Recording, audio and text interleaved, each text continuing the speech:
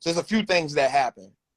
So people from my generation, we were the byproduct of old dudes from the 70s and then the crack era, right? And so what happened with the crack era was so many fathers, uncles, brothers, black families got disrupted, locked up, took away, separated.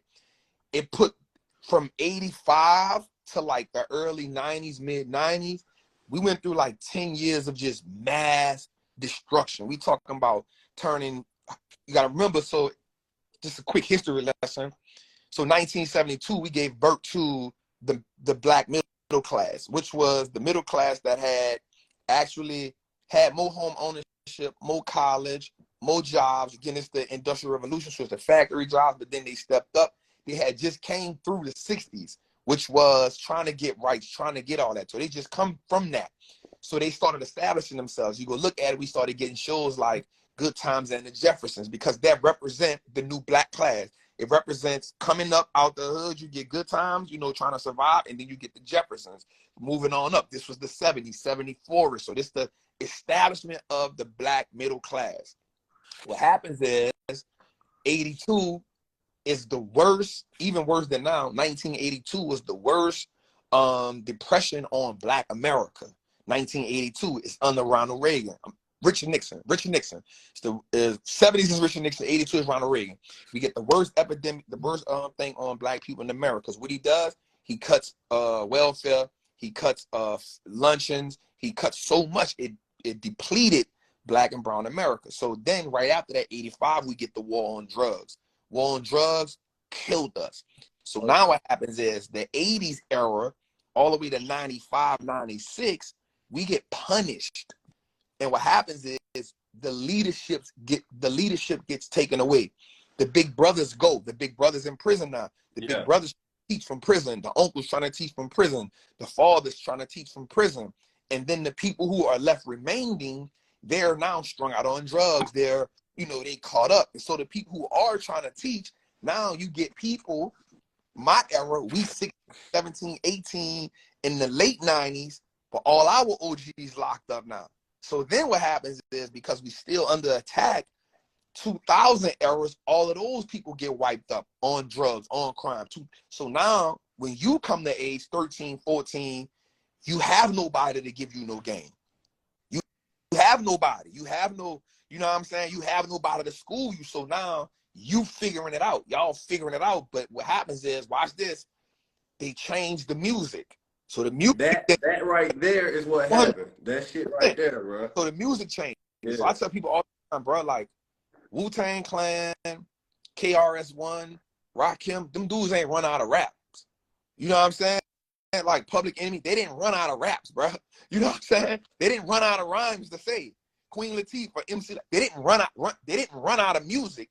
The landscape of how music changed. Then what happens is, black murder music became a multi-million-dollar industry. You feel me? Programming. So now, okay, we're going to push the music. So then instead of the OGs raising us, dudes who coming from struggle, who are glorifying drugs, crime, because they only talking about what they live in, they start to raise us. You feel what I'm saying? And they're not doing it to hurt us. They're doing it. They're trying to get what I'm going through. And because we relate to struggle and pain and murder more than anything, because even if you wasn't in the street, what happened was it was still your reality. You know what I'm saying? Even if you wasn't from the street, you might ain't sold dope, but your partner, your cousin, your uncle sold dope. Somebody you know was on crack. Somebody you know got killed. So you related to the pain in the music. Yeah. So then that raises you. And so that's what happened with the leadership. And so then when you get people trying to teach the leadership, dudes like, bro, I've been in shootouts already. I've been to prison already. Man, go, man. At the jail with that, bro. Everybody trying to hit that, dog. Somebody get. And now you don't got no skills to get no money, and everybody in survival mode. So going work a 9 to 5, man, get out my face, dog. So it wasn't that y'all let them down. You didn't have enough people to tell you, yo, this the way. But that's what we come in at now, because the 19 Keys is respected. You are respected. I'm respected. And so now you get people like, wait, hold up, bro. Like, I'm in my DM right now, bro. There's so many people like Trap, man. You helping me get out the street right now, dog. One dude hit me the other day. Said, bro, I sold my last pack, bro. I'm done, bro. I'm putting all my money in the market. Then he hit me 2 days. He just got in the group. He said, bro, I made 10K today. This shit better than street money. I said, salute, King. You know what I'm saying? Welcome. Yeah. So that's why people like you are needed. That's why conversations like Keys is needed, because we need people to not talk to us. And watch this. If you talk to me in a different language, I can, even if I don't understand it, I can feel the energy and the frequency that'll make me say, yo, I don't understand what he's saying, but he's saying some shit I need to hear. You know what I'm saying? That's a fact. Yeah. My bad. I think when we look at My bad for going on that rant, man. no, My bad. no, that was good. That was a good lesson, man. It had me thinking about just, we are born at different points in time, right? And, being a study of history, you really understand cycles, but you said something was pivotal when you talk about the change in frequency that happens, right? Mm-hmm. Which is the music, right? Yeah. Because you can be born in a love era where the music is all about love. That's the frequency. And then you can be born in an aggressive era where all the music is aggressive, and that gets your heart rate and beat to aggressiveness. Yeah. And you really got to think about, take the year that you was born, and then think about everything that happened decades right before that. Yeah, right I was born in 96. And then study that era between 1 through 7, right?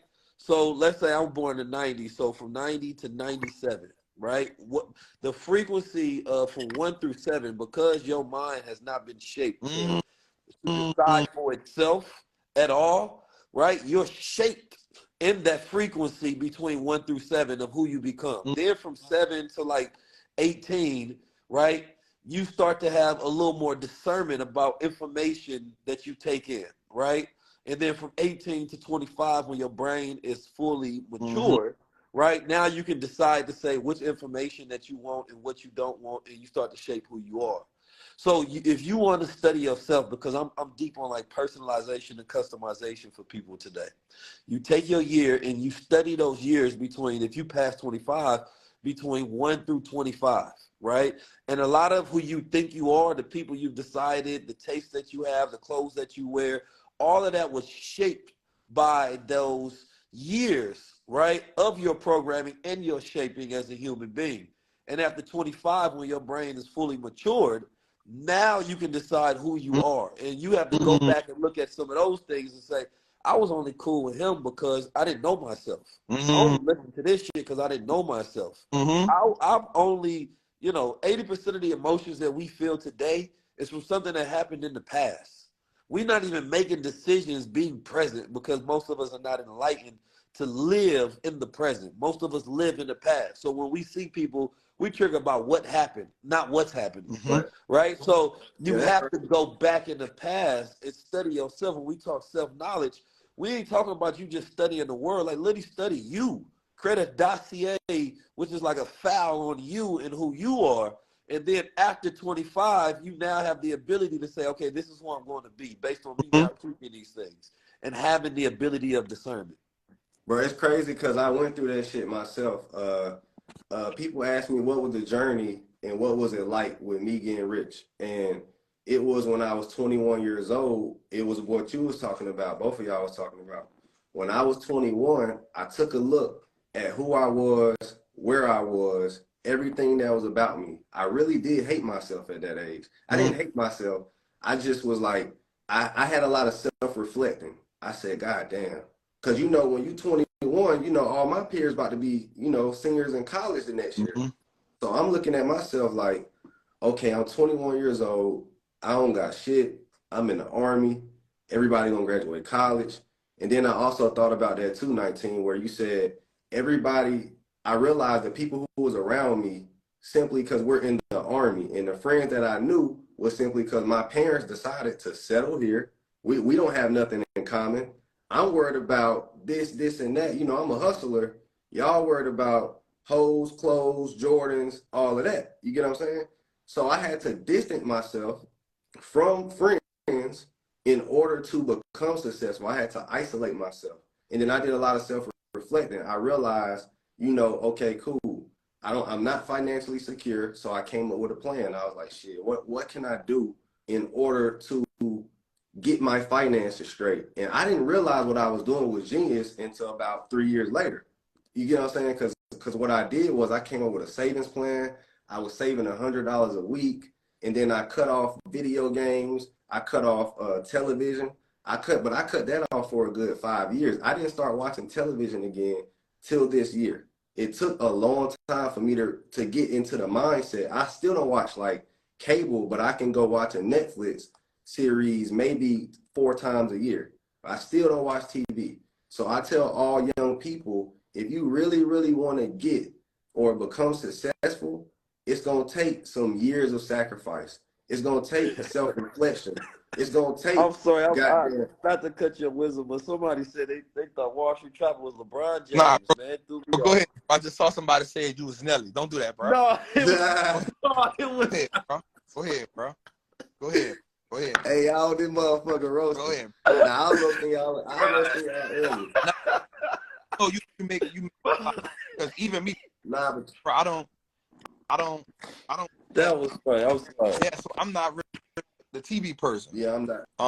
Me, I sit on top of the books. I love y'all, man. I literally sit on Hey, side Wall with a Street, bunch of. what year did you get out of prison, by the way? I got out 2007. I went from 99 to 2007, bro. 10 years, bro. 8 years and 11 months in total. You know what I'm saying? Like 8. It's my brother, but you went in at the right time and got out at the right time. But I would hate to be in prison today, boy. There's too much shit going on. 19 Keys said something that was good about at 25, you really learn who you want to be. You can make that decision and you can make it distinctly at 25, right? So somebody said people think turning the TV off make you rich. I guarantee you this. And I challenge you. I'll challenge everybody on it. It will. We can't. It will. Here's why. If you turn the TV off, then what happens is if you turn the TV off, let's say I guarantee that you turn the TV off and read an hour, that time you watching that TV, the time you take watching the TV, if you read or you listen to podcasts, or if you just got on YouTube and watch education instead of just watching foolishness on TV, it'll put you light years ahead of your counterparts. So these are literally the books that I use. Facts. I put this here for a reason. Facts. These are literally the books I use to make a lot of money. Facts. Like I read the whole For Dummy series. I read this was my favorite for mental health because I had piss poor mental health. The Substance Art of Not Giving a Fuck. To me, this book, I know it sounds cliche, but if you don't know shit and you trying to get rich fast, like or just like financial literacy. Financial literacy, yep. This is my favorite financial literacy book. So I always say that. Robert Kiyosaki, I think the biggest thing that I learned from Robert Kiyosaki was financial literacy. You know what I'm saying? But then you got some more. If you're a black dude, Message to the Black Man, To Live. You know what I'm saying? Those are great books. So if you turn the TV off, bro, it's a lot you could do. Right. You know, TV. So there's distraction. Yeah, it's a distraction. It really called it the dummy box. Anything that's a distraction is keeping you away, you know what I'm saying, from actualization. Like that, I heard somebody talking about their time in prison and why it was so detrimental for them when they was younger. And you know, bro was just explaining, you know, the simple idea of that, because it's the only time where you actually really get to just focus on you, right? Yeah. And when we think about that, it's like, that sounds simple, but when we think about life, we got to pay bills, we got to survive, we got relationships, we got the world. Everything is outer projecting all the time. And so, you know, affording the time to spend alone and separate from the world is a luxury. Hey, I got a question for both of y'all. That shit is a luxury, so getting rid of distractions is key. What's y'all opinion on this Ja Morant shit? I got a question for both of y'all. You go first, 19. Go ahead. Let me get your opinion on this. I think it's truly simple. It's so many angles you can look at it, but way I look at it, because I've been studying a lot about just the psychology of young men and just these concepts about we're in this age about the eternal boy, right? Where there's a lot of people who never achieve psychological wholeness.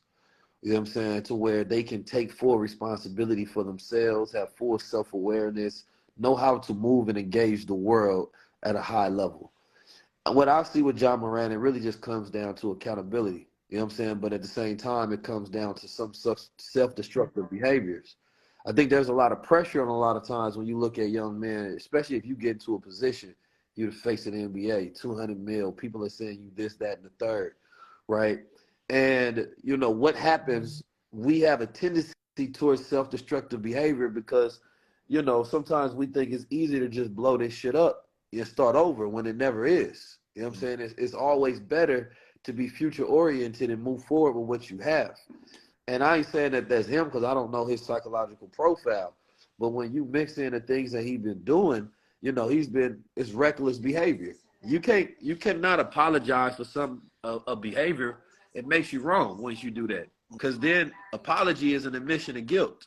Yeah. You know what I mean? So once you apologize and you say, I'm going to change my behavior, and you don't, you can't blame the NBA for that. The first time you know, whether you consider carrying a gun is this, that, and the third, you know you got 200 million on the line.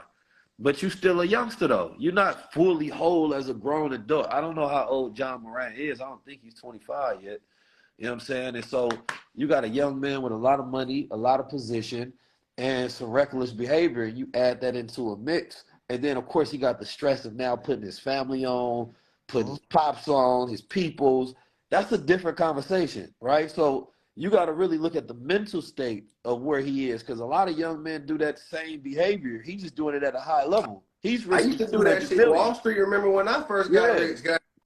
Cats is doing the same thing where they crashing out, you know what I'm saying, and they risking their life. Yeah. So for me, it's the same behavior, but no, you cannot apologize. You know what I'm saying?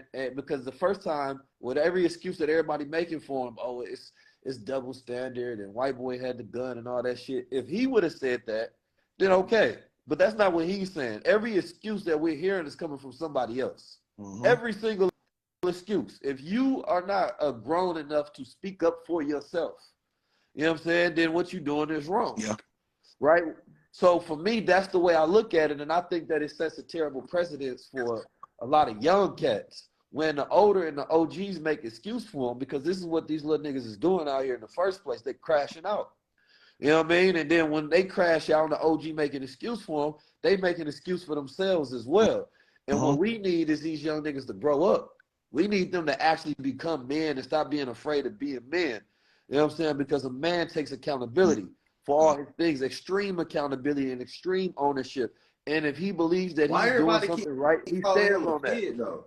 You like said what? 23. Why everybody keep calling him a kid, though? Man, because that's that whole thing that where we at right now. He's still young. He ain't hit 25. You know what I'm saying? Obviously, a kid ain't just somebody, you know, who's a young child. It's somebody who's psychologically young, right? So he can be a child. You know what I mean? Just because he has a skill set of being great in basketball does not mean he have the other psychological areas whole. You know what I mean? And I think that that's what people are, like, you're misjudging it. It's like a person can be great at football, basketball, NASCAR, whatever the hell. That doesn't mean that they're good at managing their life and managing their decisions and anything else. It means that he has one skill set and one talent that we know him for. It doesn't mean that he's psychologically whole in any of those other areas. He can be a boy in all those areas. And he's showing us, yeah, I'm a boy in every other area, but on the field, you know what I mean, in basketball, that's where I have my greatest skill set. So he's not a kid in the sense like he's a little boy. No, he's like, we supposed to have rites of passage that allow us to be able to deal with the world, but we don't have those. And he has people in the NBA. I remember talking to Kyrie about this shit. Like, you have a team of people who manage everything for you at all times, right? It sets you at a disadvantage from being able to manage yourself. Before most people even get to you, they go through a filter for your whole team. Yeah. You know what I'm saying? Like, nothing about what you're doing is maturing you at all. Everything is a fantasy world. So you get to live in the fantasy world of a little kid living out their dreams. So making these decisions, you don't even understand the detriment of these decisions, which is why you're not thinking about the future. You're just living in this bliss of this moment, crashing out, making these mistakes. So I think that the best thing that we can do, of course, I don't want to see bro lose no money. I don't want to see him do none of those. But those are his decisions he making. Nobody else is forcing this man to risk $200 million. Nobody. For what? Listening to NBA YoungBoy and waving his gun in a car with his homies while they record him. You ain't even doing nothing that's worth them New crashing Orleans out niggas on. throw it off, man. That's why Like, y'all got the world acting crazy. Like, it ain't even, like, I would see if the behavior was something major, like, bruh, it's just fucking sitting in a car flashing a gun. And listen, like, it ain't even nothing worth it. Closely. His freaking dude and his homie. Like, and here's what, so everything Key said, like, dead on. So when I look at it as, so one thing what we are watching is, and this what I don't like, but it's actually like a representation of what's been happening. We're looking at another man get lynched by the media. You know what I'm saying? That's what's happening. And then what happens is every time, but this one he put on his own self, right? And what I will say is, Ja got to make better decisions, yo. He got to make better decisions, especially like you said, when you apologize for something, right? Once you apologize for it, that's saying you acknowledge the act of it, and you gonna rectify your behavior, right? When you apologize for it, it's admission of guilt. I acknowledge what it's doing, and rectify the behavior. For me, you already saw, like, I looked at it as, all right, so he had a max contract coming up, $296 million. Immediately once he did the gun situation, they made sure he didn't make the All NBA team. So they took that. You're not gonna get that max contract. But what happened? Shit, if I give me $300 million, I won't do a goddamn thing. That was the max contract, $296 million up for grabs. So if he would have made the All NBA team, he would have got the other 90-something million added as an extension. So because he didn't make the All NBA team, he get that take away from him. Now here's what happens. At some point, you got to think about his father in his life, but his pop's young too. His pop's young too. So he having fun. You can see it. You know what I'm saying? Yeah, dad. Somebody got shit. I seen that video. Up there, hey, bro. Because here's what we know. Here's what we know America does, yo. They'll find a way to take that $200 million from you. They'll find a way to take that $200 million. But let me say this though. When you a young nigga and you the breadwinner of the family, now he feel like he don't have to listen to nobody. Listen to nobody. You know that's a fact. And so that's little boy shit. And that's what Keys was saying. Well, what happens is, even though he's 23, he hasn't matured into manhood, because watch this. His whole life, he's been praised as a great basketball star. All he had to be good. I didn't have to be good at decision making. I didn't have to be good at maturity. All I had to be good at was basketball. I didn't have to. The only person who can stop Ja Morant is himself. I don't feel like he would listen to, because he's the breadwinner. He feels like there's nothing anyone can tell him.